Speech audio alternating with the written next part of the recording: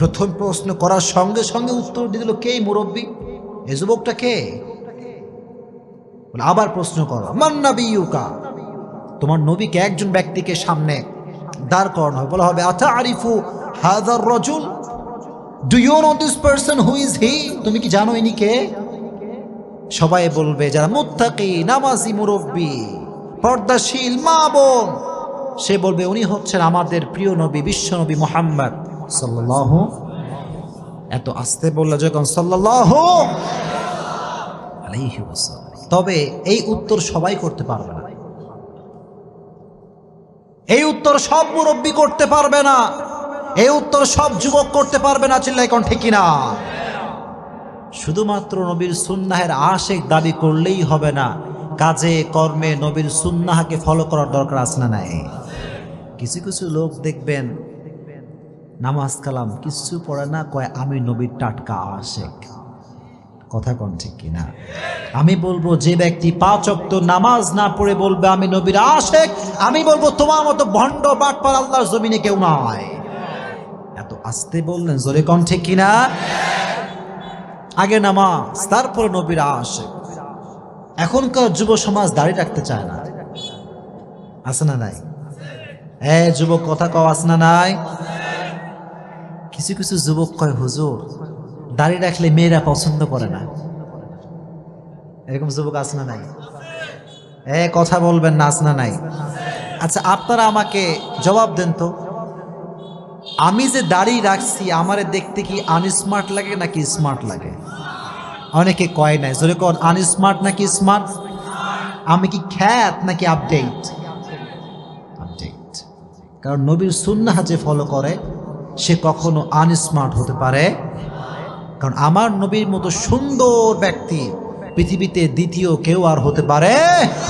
চাঁদের চেয়ে সুন্দর তুমি নবী আমার কামলিহি ওয়ালা, দো জাহানের বাদশাহ তুমি প্যারা নবী সাল্লি আলা, দো জাহানের বাদশাহ তুমি প্যারা নবী সাল্লি আলা, চাঁদের চেয়ে সুন্দর তুমি নবী আমার কামলিহি ওয়ালা। সুবহানাল্লাহ পড়েন।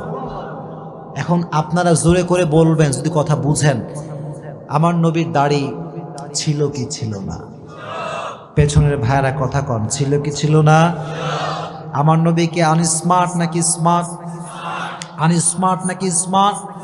হি was the most smart personality in the world, as a father, as a teacher, as a lawyer, as a commander, as a husband, as a last messenger. Muhammad is the superman of the world. Subhanallah.